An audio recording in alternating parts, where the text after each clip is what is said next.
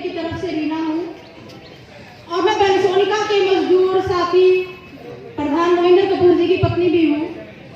तो जो ये संघर्ष चल रहा है इतने सालों से, आप सब तो उस चीजों से वाकिफ ही हो कि ये सब क्या चल रहा है।